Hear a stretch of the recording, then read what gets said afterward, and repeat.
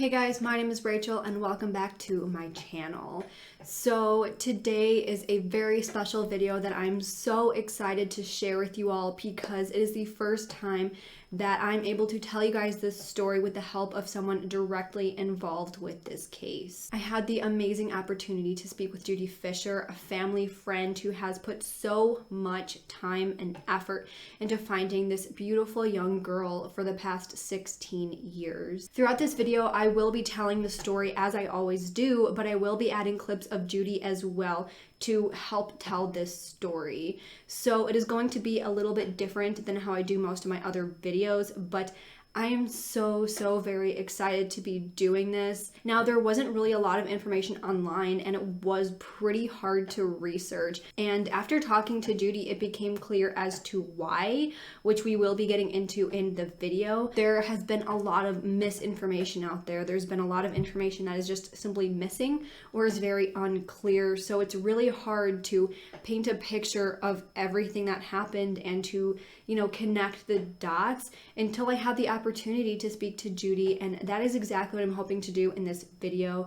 So with that being said, let's just get right into it. There are two main individuals in this video who I will be discussing, so I will just take a moment to tell you about them. Felicia Thomas was born January 5th, 1982, and she lived in Lake Township, Pennsylvania. Felicia was the fourth of 7 children growing up, and she was described by her mother, Pauline Bailey, as being this little sweetheart who was always bringing home kittens and puppies and was just always looking out for the underdog. She always helped take care of her younger siblings and was just loved by everyone. She was very genuine, kind, and a very reliable person who would do just about anything for anyone who needed it. One thing that captures Felicia is her love of the earth and life. The love of, she loved she would go in the middle of a field, and she would just lay down on the ground, and she would love the earth, the ground, the air, the sky, the birds, just a free-spirited, lovable person, full of life and love. We have a wonderful photo of her just going up to a goat in the middle of a field. And she just hugs the goat, and she just puts both her arms around this goat and puts her head on this goat, and it's just one of the most beautiful one that we have of her, and that just shows you the love of everything. Felicia was friends with another young girl from Lake Township named Jennifer, or Jen Barziloski. Jen was a beautiful young woman who had a family who cared about her deeply, and by all accounts, she was a bright young woman with a big future ahead of her. Jen was a beautiful young woman. She just trusted everybody. Lake Township was always known as a small, quiet, sleepy town with a population of just over 2,000 people. It's pretty much in the middle of nowhere, surrounded by dense forests, swamps, and farmland. However, it is now known as a place where these 2 young, beautiful women went missing or lost their life, with a police force that seems to care less about their residents and doing the work that needs to be done than just seemingly letting things slide. On June 23rd, 2001, Jennifer left her home in Edwardsville, Pennsylvania, saying that she was going to be hanging out with her sister's boyfriend, Stephen Martin. Before leaving, she asked her mother for some cigarettes and told her mother, "I'm going out with Steve." Then after going and hanging out with Steve said that he actually dropped her off at the C Majors bar in Edwardsville that night, then left and went on with his night. This was the very last time that anyone had ever seen or heard from Jennifer ever again. Of course, after Jennifer went missing, the first person that was questioned was Steve Martin, because he was the last person to have been seen with her. He did admit to driving with her that day. However, Steve told police that Jennifer would often go out to Philadelphia without telling anyone to get a hold of drugs and go party, and That's apparently where she went that night, according to Steven. He said that she just randomly went to Philadelphia that night to go party. Police seemed to just believe Steve and what he was saying, and after all, this was a party girl who was just into drugs and going out, so why bother even looking? However, of course, Jennifer's family knew that she didn't just run off to Philadelphia, and after her disappearance, they went out in the public to see if absolutely anyone had any information about Jennifer or to see if anyone even recognized her. The family search for Jennifer was diligent and they refused to give up. Alongside searching for Jennifer was her friend Felicia Thomas. She spoke out about her search efforts and often told those around her that she was looking for Jennifer and was absolutely persistent in finding out what happened that night that Jennifer went missing.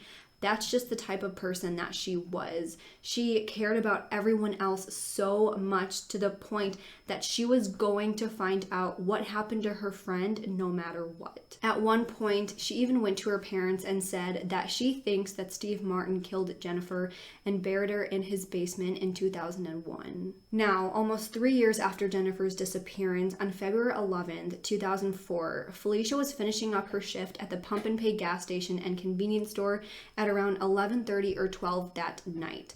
Her coworker said that she was in a good mood that night and seemed to be in pretty good spirits. After leaving work, she got a ride from a male coworker who drove her to her home near the 100 block of Route 118 in Lake Township, where she lived with her boyfriend, Ed Radowski. When she got home, Ed said that he was sleeping on his couch and just woke up when she walked in. They had a brief conversation, nothing too exciting. She asked him if he wanted to go out and do anything and then asked him for a beer. He told her that he didn't really feel like going out that night and that the beer was outside in his ATV, and then went back to sleep on the couch as Felicia left to go get a beer. Ed then said that he woke up about an hour later. He went to his bedroom only to find that Felicia was not there. This is when he got up, drove his ATV to a friend's house thinking she might be there, but she wasn't there. So he just went back home and sat there waiting for Felicia to come back, but she never did. But Felicia was not reported missing until 41 hours after Ed had actually last seen Felicia. He wasn't even the one that reported her missing, and he never went out of his way to get a hold of her family or her friends to try to find her. It was actually Felicia's mother who reported her missing to the Pennsylvania State Police around 5:30 p.m. on February 13th. This was after Felicia's manager at the Pump and Pay called Pauline to let her know that Felicia actually never came back to pick up her paycheck. When police showed up to question Ed, he said that he thought Felicia left on her own free will because there was no sign of forced entry and he hadn't heard any suspicious noise or commotion that night. He fully cooperated with police, so police didn't view him as a suspect. They had also questioned the man who had driven home Felicia that night from work, so he was also cleared as a suspect. This is where the details of her disappearance get a little bit sketchy. Apparently, Pauline had actually reached out to Ed, which of course she did after finding out her daughter never returned to come get her paycheck. But instead of him answering, she actually only got a hold of Ed's mother. The mother told Pauline that Felicia had just left the house, but Pauline knew that that was not true. And this is when she had set out to find the answers herself. She ended up finding out that apparently Felicia had ended up at a party a few miles away from her place at Stephen Martin's house. What was strange, though, was that not only did witnesses place Felicia there, but they also placed Ed at this party as well. There were conflicting stories of whether people had seen Ed there or not, but there are a lot of witnesses that do place Ed there that night, and it's pretty much accepted that he was there. So either his story of Felicia coming home and him just going back to sleep after she went outside was completely fabricated, or people are just misremembering who was there at the party that night. But either way, there are some very scary things that some witnesses reported seeing at and before the party. A neighbor of Felicia's and Ed's claimed to see Stephen's truck in their driveway that night. Additionally, police confirmed that Felicia was in the truck between two men, most likely traveling from Felicia's home to the party at Steve Martin's house. Now, one of the men was confirmed to be Steve Martin, but the other was left unidentified. But it's pretty likely that that other man was Ed Radowski. Then the cops confirm that Felicia Thomas was in a vehicle in between two men, Steve Martin being one, the other one being an unidentified man. So Felicia Thomas, being afraid of Steve Martin and his buddies, would never, ever go in the car or in the middle of a vehicle. She would have never gotten a vehicle. She would get in the vehicle to go to a party if Ed Radowski was going with her.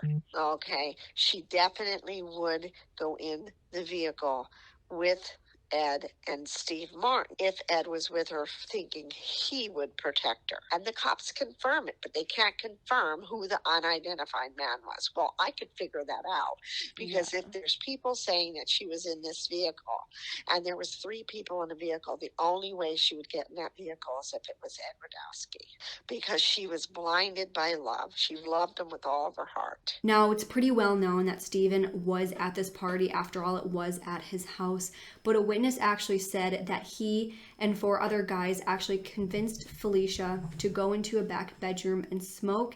But shortly after they went into the bedroom, this witness heard screaming coming from the bedroom. There were also other witnesses who claimed that they also heard screaming coming from this bedroom after she walked in. One witness said that he was afraid that the cops were coming, and he left apparently because he was scared and he thought that they were beating Felicia in that room. The screaming got so intense that people just started leaving the party because they were afraid. One of these witnesses was a 16-year-old kid who had been underage drinking, and there was a bunch of drugs everywhere, and they just didn't want anything to do with the cops. Now, I do want to mention really quick that Ed and Steve Martin were actually friends, so that is why people think that both Ed and Felicia were at this party. A witness said that Steve and his friends told Ed to take a walk while they were beating Felicia, and he did, just leaving Felicia there to have whatever was happening happen to her. He apparently left because the screaming was so intense that he just couldn't stand to listen. He may or may not have known exactly what was going on, but Judy mentioned that he did actually seem to care about her, and he thinks it's possible that Felicia was talking too much about Jennifer's disappearance that night, that they just told Ed that they were going to shut her up. Clearly, he knew that she was being harmed, but she thinks that he may not have known what happened to her after that. After they had hurt Felicia and did whatever they did to her, some witnesses at the party actually went as far as saying that they saw Felicia's body in that room wrapped up in a blanket, and that Steve and his friends went and buried her. Now, when first researching this case, I had to ask myself, why would Felicia go into a room or even into a truck with Steve Martin after telling her mother that she thought that Steve killed Jennifer and put her in his basement? But just as we heard Judy discuss a few minutes ago, it may have been because she just really trusted Ed. She loved him from the bottom of her heart, and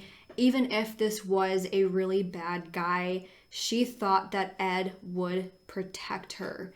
Clearly, this isn't what happened, but it makes sense that if she was trusting in a man and was so infatuated with him, that she would have trusted him and his judgment and the people that he chose to surround himself with. Now, after Felicia went missing, Pauline and Judy completely dedicated themselves to finding Felicia. They made sure to keep track of every single tip that they received, every photo, every article, every piece of information that they had uncovered since the moment that she went missing. However, according to officers tasked to finding her, searching the area was not an easy task. The area where she went missing was full of trees, heavy canopy, caverns, creeks, and dams. They were mainly focused on the wooded areas, but they were so dense and just so full of swampland and muddy creeks that it made it very difficult to search. Despite this, though, hundreds of people came out on horseback, on quads, and were just doing everything that they could to try and help in the search. I have a very wonderful connection with the media, and they just love Felicia and her family. And they will do just about anything for us, really. That's amazing. And it's amazing. And the community has been just wonderful. They really have. They are very supportive and caring and loving and helpful, and just the most, we couldn't, that's the good part of the whole thing. And we really appreciate that, and we always tell them that. While searching, investigators actually found some mysterious notes from Felicia. These notes alluded to a body that was apparently behind the Mountain Fresh's supermarket in Pikes Creek, Pennsylvania, which is literally about 1/10 of a mile away from the pump and pantry where she worked. Police followed this lead and looked behind the store, but they didn't find anything. But I do want you to keep this in mind, though, because we will get more into this creek later. Next thing investigators did was search Steve Martin's home for anything possibly relating to Felicia. The night that she went missing at around 11:30 p.m., Steven says that he called Felicia in Ed's apartment. Felicia picked up and he asked if he could speak to Ed, and Felicia told him that Ed was sleeping. This story does match up with Ed's account of things that night, but it is pretty well known that they did go to this party. So maybe when he called, Ed was asleep, but he came to get Felicia, and then, Ed decided to come after that. Because again, there are so many people that place Ed at this party, it's pretty much accepted that he was there. But either way, this investigation really wasn't going anywhere, and the family was really starting to lose hope. I also want to mention that at this point, investigators and state police weren't really doing much of anything for this case. It was all on Judy and Pauline to find out all of this information. But at this point, they were no closer to finding Felicia or Jennifer for that matter. This was until about 9 years after Jennifer disappeared and 6 years after Felicia disappeared in April of 2010. Two teenagers were riding ATVs through a ravine in Hunlock Township when they discovered something that looked like a skull in the creek. Of course, they notified authorities, who sent the skull out for testing, and sure enough, it was a human skull. They compared the DNA and dental records on the skull, and the results actually did come back as the skull belonging to Jennifer Barziloski. Jennifer's skull was found in a creek that was about 1/3 of a mile from where Stephen Martin lived. Keep this in mind once again, because we will come back to it again later. This was an absolutely crushing revelation to the family and those who were invested in finding Jennifer, but now at least they had some answers. Investigators went back to the scene in hopes of finding more evidence. They absolutely scoured the area trying to find any more of Jennifer's remains, but they found absolutely nothing. Of course, because all they were able to find was her skull, and because it had been so long, they were unable to identify a cause of death, but at the very least, investigators can confirm that she is no longer alive and are very confident that foul play is involved. After finding Jennifer's skull, the media and police were even more convinced that Jennifer and Felicia's disappearances were connected. They were both last known to have been seen with the same man, Steve Martin. Felicia was known to have been investigating Jennifer's disappearance, and there are witnesses at the party who stated that they may have even heard Felicia being harmed that night. Now, in December 2004, just 7 months after Felicia went missing, Steve Martin was involved in a police chase that actually resulted in him killing an innocent bystander as he was trying to escape police. Because of this, he was sentenced 5 to 10 years in prison. However, only a month after arriving in prison, Steve Martin ended up hanging himself in his prison cell. Staff had to cut him down and take him to the hospital, where he ended up dying. Up until this point, he had continuously denied being responsible for the disappearances of Felicia and Jennifer. But throughout the years, Judy and Pauline have searched tirelessly for Felicia. They have not stopped to this day, and they will not stop until they have some answers. They've hired dive teams, cadaver dogs, put up flyers, collected hundreds and hundreds of tips, have spent countless hours conducting their own investigation while police sit by and absolutely refuse to do anything. Now let's talk about all of the searches that Judy and the Thomas family has set up. Now in 2014, Judy actually worked with Crime Watch Daily, which is now known as True Crime Daily, to potentially gain access to a piece of land that they believe could very possibly be the spot where Felicia was murdered. But the man who owned the land, a man who is very possibly involved, came outside when they tried to visit with a shotgun and threatened them not to step foot on his property. However, after the Crime Watch Daily episode aired, they received a phone call from a family member of the man who owned this land and said that this land had actually been sold to a pastor and a church. Within 6 hours of receiving this voicemail, Judy was over at that property speaking to the pastor, asking for permission to search that land, which he granted. She went and gathered a cadaver dog team together and searched the entire area around the land. So what I did was I got a whole complete cadaver dog team together, and we went and searched the whole entire land. And the dogs hit for human remains, which was no bones that we found. They hit in a barn directly across from this land. You could walk about 50 feet, and there's a barn.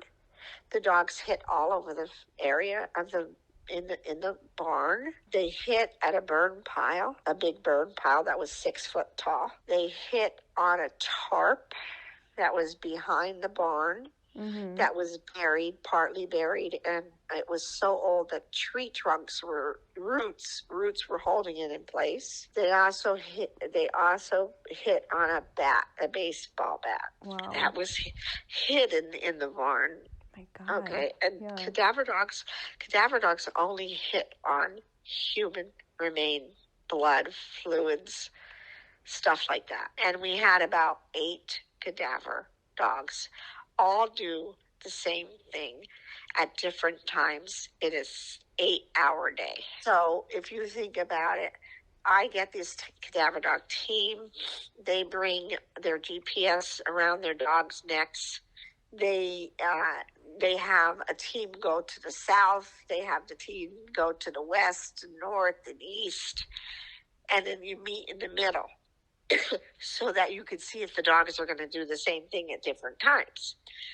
They all did the same thing. And it's exactly where this eyewitness told us the murder was. However, despite these dogs finding scents of human remains on the areas that witnesses have claimed to have seen Felicia being harmed, state police came in and pretty much shut down the entire thing. They apparently brought in dogs themselves who they claim didn't hit to anything. They apparently didn't find any sort of evidence of human remains. However, Judy was not going to give up there. She kept receiving the same tips over and over and over again, telling the same story of Felicia being harmed in that room. She had 8 different dogs alerting to the same exact areas on that property at different times. So then, just recently in 2018, going into 2019, Judy hired a completely different set of 25 cadaver dogs who conducted 25 different searches. So, in 19,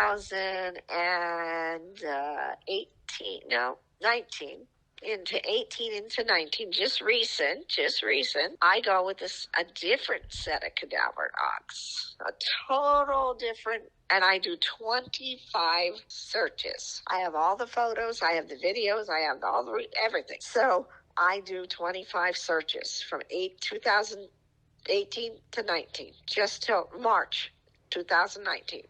So 25 like separate times? Yep, 25 Wow. different ones. Okay. On this 2-mile radius we're talking about. Okay. So what happens? A whole new different set that don't even know each other, set of team and cadaver dogs. They all do the exact same thing as the ones in 2014. No, 16, 15 and 16. Okay. They do the exact same thing. The dogs do the same thing. They hit in the barn. They make a circular area where a body would have been. And they sit and they bark and they sit and they one after another, after another, after another. They even, where the house is torn down now, but some of the foundation was still there and some of the parts of the house was, it was a mobile home, were there. The dogs dug in a 7-foot file of rubbish, dug so much that we had to take big shovels and dig. What is these dogs doing? And they found a piece of the floorboard in the back bedroom, which confirms us what the eyewitness told us. Now they take us over to the barn, and they take us to the tree in the open field. They take us to the barn. They take us to the back of the barn where the tarp used to be that the police took. How would they know that? Dogs don't have the ability to lie. So we know where she was murdered. We just don't know where they took her body from the barn. This confirmed to Judy that she knew exactly what happened to Felicia. This is when she actually had that same witness who had said that she saw Felicia being hurt at that party come back and sort of reenact what happened to her and her body that night and show her where the door was on the house where all of this took place. At this point in February in Pennsylvania, there was 2 feet of snow. It was freezing cold and they were surrounded by thick woods and thick, dense forest, and there wasn't really many options of what to do with a body like this while they were in complete panic. So what do? They step outside and the first thing they see is a barn. I had her show me where the door was. Where was the door that this house used to be? She brought me photos. I stood where the door was. Now, if they came from the back bedroom and they wanted to get her out of that house, the body in the bloody blanket, okay, where would they take her at 2 foot of snow at 10 degrees? Well, the only thing that you see besides woods on the left, woods on the right, woods behind you, you're in the middle of a wooded, very rural area. Well, guess what you see when you open that door? The barn. There's no other place to put her. So did they take her and put her in the barn until they could decide what the hell to do? And I have all these photos, all these videos. I have it all in the barn. It's a dirt floor with rocks on it. Okay. We dug as much as we could. Okay. And they're allowing us. The pastor and his son are allowing us. And there's nothing that we could see is there. But what we're told is if she started to decompose there, that would be into that soil. That's probably where she laid. You're talking now 12, 13 different cadaver dogs confirming over and over and over and over and over and over. This is the same spot that all of these cadaver dogs alerted to when they did this search. Another tip they had received is that Felicia was buried in an area where the garden used to be on that property. They dug around the entire area, probably about an acre of land, but they didn't find anything. The next tip that they received was that Felicia was in a pond. Now, the tip didn't say which pond, and they had actually already searched 3 ponds in the area with dive teams and didn't find anything. After those 3 ponds, though, they still have 3 more left to go. 2 of these ponds are so big that they're pretty much lakes. Now, earlier I mentioned to remember where Jennifer's skull was found in that creek. Well, this is where it all connects. Then our next tip was that she was put into a pond and weighed down. Unfortunately, they didn't say exactly what pond. We just did our 5th pond. We have 3 more to go. There's 2 big ones that I don't even know why they call it a pond because it's as big as a lake. Yeah. And that's going to be our biggest one to do. Now, The thing of it is these ponds overflow into the creek. The creek that goes down through where Jen's skull was found. If they put Jen in a pond, and over 9 years, she became loose and came up, and there's flooding in our area. Okay? So after time, that could have happened, and she came up, and through the fact of flooding, it becomes a roaring river up over the pond and down the creek. So we still have some more ponds to go through. A lot of these different creeks flow together, so it's very possible that Felicia is in one of these creeks or ponds. Another sad possibility is that she was in that burn pile that police took off of the property for whatever reason. They had actually taken the burn pile when they came with their cadaver dogs. They took the tarp that cadaver dogs had previously alerted to, and the baseball bat that Judy mentioned earlier. They took all of this off of the property for whatever reason so that it could never be searched again, and that is just absolutely infuriating. So at this point, they feel that after they search these next 2 ponds, if they still haven't found her, unfortunately, it's possible that she was in that burn pile. Another crazy thing that happened in this case is when Judy received a call of a witness who claimed to have human bones on her property inside of a wall in her basement. The witness said that she had called police multiple times to come get these bones and she was sick of them being there, but police hadn't done anything about it. These bones were said to be about 20 feet away from where Jen's skull was found, so it's very possible that these were human bones. Judy had asked her friend, one that she had previously been working with cadaver dogs,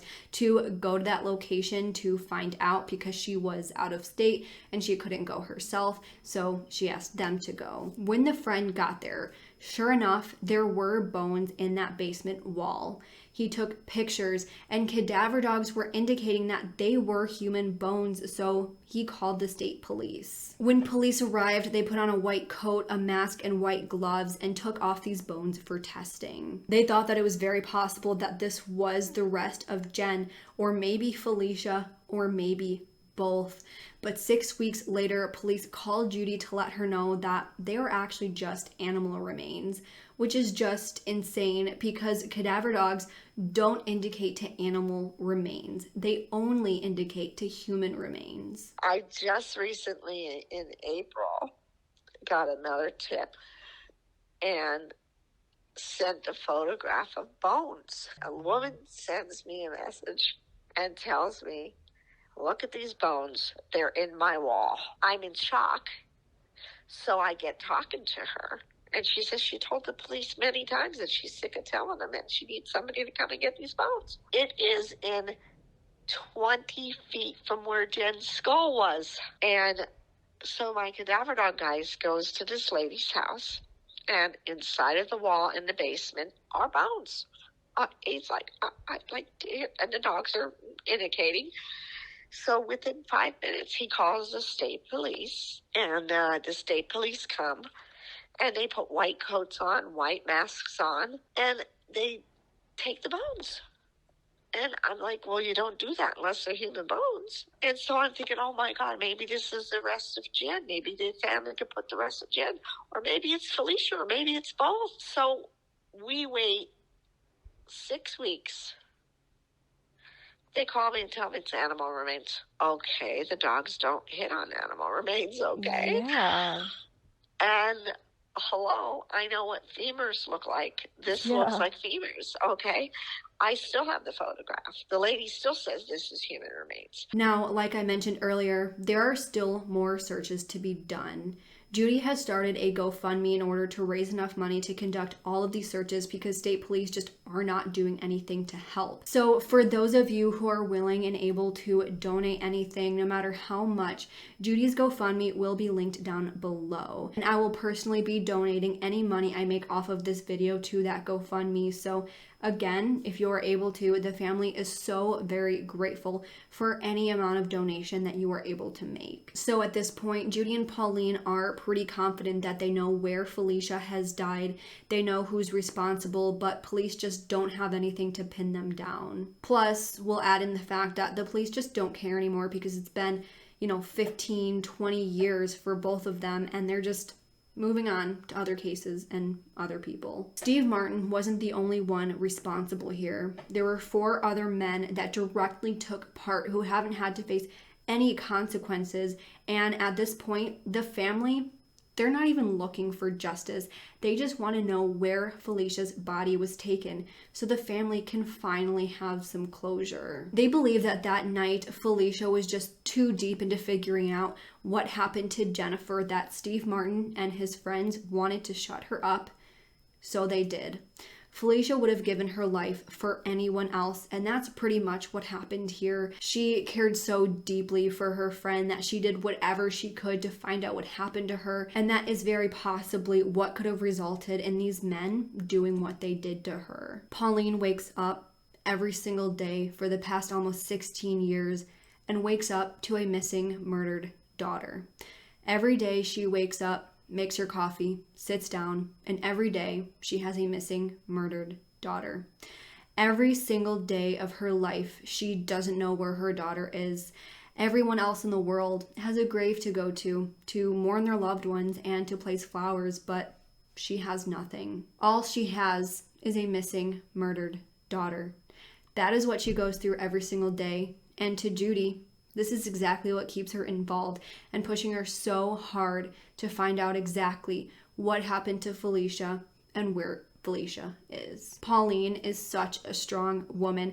She is a complete warrior, and I cannot even imagine everything she is going through just to find her daughter. It's so impressive to me how her and Judy basically just conducted this entire investigation themselves. They did all the interviews, hired the cadaver dogs, hired all of the dive teams themselves, and went out every single day to search day in and day out for her. They're the ones that connected the dots. They're the ones that put this entire puzzle together and figured out exactly what happened to Felicia as police sat there and did nothing. I can't even imagine being that strong, and it just amazes me what these women have been able to accomplish. The silver lining in this case is that at least Steven is dead and he's no longer allowed to go out and hurt more women. I also find it interesting that Steven, who allegedly did all these horrible things to women, and the innocent bystander from his stupid and reckless actions couldn't even handle being in jail.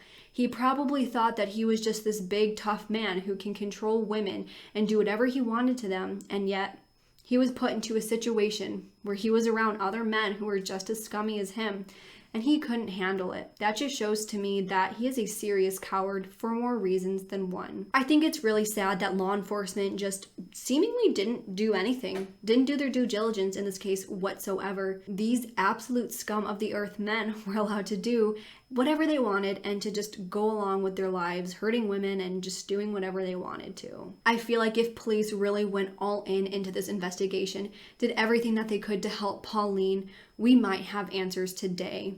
If they would have gone in and done everything they could have done to find Jennifer instead of writing her off as some drugged out teenager who just ran off to Pennsylvania, Felicia would probably still be alive today. I just got done talking about how strong Pauline is for doing everything that she's done for her daughter, but honestly, she shouldn't have had to do that. Police should have been the ones at the front line digging in their heels and finding out what happened to Felicia, letting Pauline mourn for her missing daughter, letting her family mourn for their missing loved one. But that isn't what happened, and Pauline and Judy were just left to do all of this themselves. It's just heartbreaking, but again, they're such strong women, and I admire them. So that is all the information I have in this video. I am so happy that I got to share this information and share this story with you with the help of someone who is directly involved and directly advocating for Felicia every single day. It is absolutely amazing and was such an honor to have the opportunity to speak to Judy and just to hear everything that she's done to find Felicia. She is such a strong woman, and Judy, if you're watching this, thank you so much for speaking with me. I know I already said that, but it truly was really amazing getting to hear what you had to say. It is truly admirable what you guys have been able to do, and I really hope that this video helps keep Felicia's name alive and keep her face out there and keep people thinking about her, and maybe even add some pressure to the people who are involved. With numbers comes consequences, and hopefully this can create some waves or create some ripples or do something to help Felicia's case. I really hope that some of you are able to donate to the GoFundMe and help with their searches. Thank you guys so much for watching, and if you can, please leave a nice comment below for the family, and I'm sure they would really appreciate some kind words. So with that, I am going to go. That is going to be the end of this video. If you like this video, please make sure to leave this video a thumbs up and subscribe to my channel. I put out new true crime and mystery videos every single week. Don't forget to follow my Twitter and Instagram. Both will be linked in the description box below. Also, if you wish to help support my channel, make sure to check out my Patreon, which is also linked below. Do not forget to check out that GoFundMe. I will remind you once again. So if you can donate, please, again, do so. If you have absolutely any case suggestions, please make sure to email them to me at RachelShannonCases@gmail.com. Every single case that I cover is a suggestion directly from that email or from my Patreon, so do not hesitate to send those suggestions over. With that, I hope you guys have a great week, and I hope to see you next time. Bye!